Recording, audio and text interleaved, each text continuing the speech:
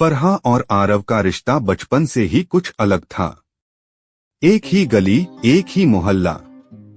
बचपन में जब वो गली में लुकाछिपी खेलते थे, तब किसी ने नहीं सोचा था कि यही खेल एक दिन उनकी जिंदगी का सबसे बड़ा इम्तिहान बन जाएगा। फरहा की हंसी पर आरव हमेशा फिदा रहता। जब भी फरहा गुस्सा करती, आरव अपनी जेब से टॉफी निकालकर कहता, लो रानी, गुस्सा ठंडा करो। मेरी जान गुस्से में अच्छी नहीं लगती। और फरहा मुस्कुराकर जवाब देती, तुम्हें हर बार पता कैसे चल जाता है कि मुझे मनाना कैसे है। धीरे धीरे बचपन की दोस्ती मोहब्बत में बदल गई। दोनों की आंखों में अब मासूमियत के साथ इश्क की चमक भी झलकने लगी थी। एक शाम मंदिर के पीछे बने पुराने नीम के पेड़ के नीचे दोनों बैठे थे। हवा धीरे धीरे बह रही थी और आसमान में चांद पूरी तरह खिला हुआ था। आरव ने फरहा का हाथ पकड़ते हुए कहा, फरहा, अगर ये दुनिया हमारे खिलाफ भी खड़ी हो जाए तो क्या तुम मेरे साथ खड़ी रहोगी? फरहा की आंखें भर आईं। उसने हल्की आवाज में कहा, आरव, मोहब्बत का रिश्ता खुदा और भगवान के दरमियान होता है। लोग क्या कहते हैं मुझे फर्क नहीं पड़ता, बस तू मेरे साथ होना चाहिए। आरव ने उसके माथे पर हाथ रखते हुए बोला, मैं कसम खाता हूँ तेरे बिना जीने का सवाल ही नहीं उठता। अगर तू नहीं तो मेरी सांसें भी नहीं। फरहा ने मुस्कुराते हुए कहा, तो फिर हमें किसी से डरना नहीं चाहिए। हमारा इश्क खुदा की मेहरबानी है, लेकिन हकीकत इतनी आसान कहाँ होती है। उनकी मोहब्बत की खबर मोहल्ले में फैल गई। फरहा के भाइयों ने उसे डांट-डपट कर कमरे में कैद कर दिया। वहीं आरव के घर में भी उसके भाई ने कहा, आरव, तू पागल हो गया है, ये सब मुमकिन नहीं है। हम और वो एक नहीं हो सकते। आरव ने चीखकर जवाब दिया, क्यों नहीं? मोहब्बत की कोई जात, कोई मजहब नहीं होता, पर किसी ने उनकी मोहब्बत को समझना ही नहीं चाहा। मोहल्ले में जब फरहा और आरव के रिश्ते की खबर फैली तो पूरे कस्बे में हलचल मच गई। लोग एक दूसरे से कहने लगे, ये तो हमारी इज्जत का सवाल है। ये दोनों बच्चों ने हमारे मजहब का मजाक बना दिया है। अब तो खून खराबा होकर ही बात खत्म होगी। फरहा अपने कमरे में बंद थी। उसके भाइयों ने साफ कह दिया था, फरहा, अगर तूने उस लड़के का नाम भी लिया तो समझ ले तू हमारी नजरों से गिर जाएगी। फरहा रोते हुए बोली, भाई, मोहब्बत कोई गुनाह नहीं होती। मैंने आरव से सिर्फ इंसानियत और सच्चाई की वजह से प्यार किया है। लेकिन उसका बड़ा भाई गुस्से में तमतमाया और बोला, हमारे मजहब से बड़ा कुछ नहीं। अगर तूने फिर उसका नाम लिया तो मैं तेरी जुबान खींच लूंगा। दूसरी तरफ आरव के घर में भी वही माहौल था। उसके भाई ने धमकी देते हुए कहा, आरव, तूने अगर उस मुसलमान लड़की से निकाह करने की जुर्रत की तो मैं तेरा खून बहा दूंगा। आरव चुप रहा, मगर उसकी आंखों में आग थी। उसने जवाब दिया, भाई, तुम्हारी धमकी से मैं डरने वाला नहीं हूँ।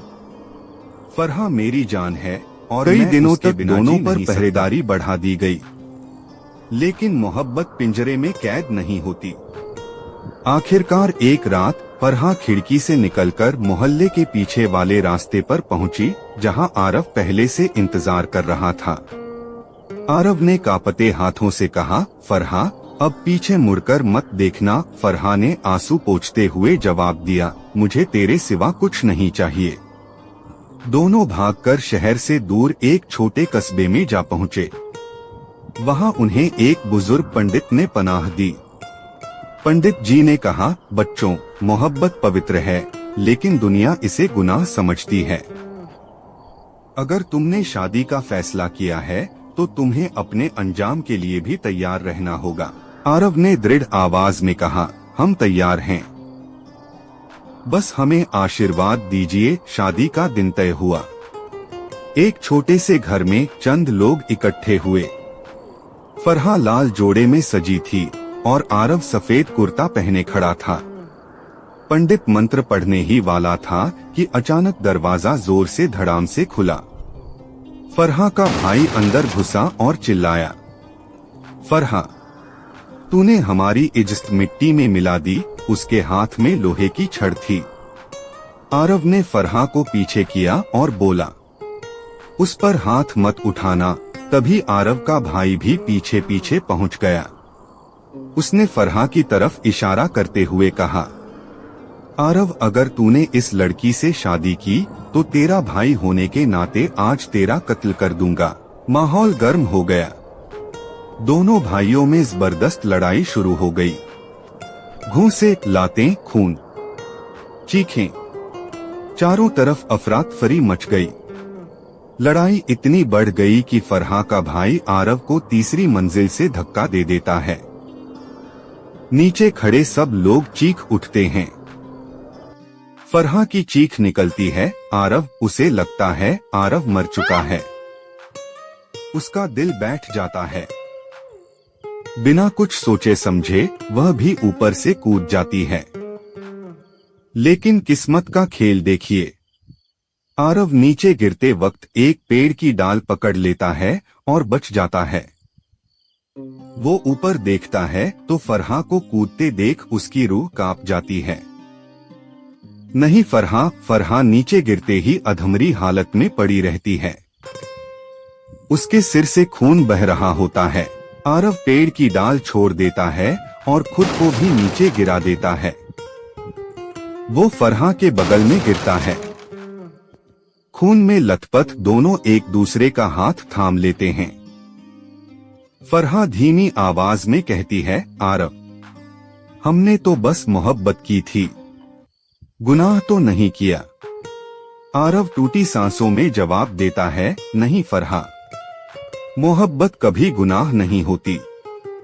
गुनाह तो नफरत होती है। दोनों की आंखें एक दूसरे को देखते देखते बंद हो जाती हैं। उनकी सांसें थम जाती हैं।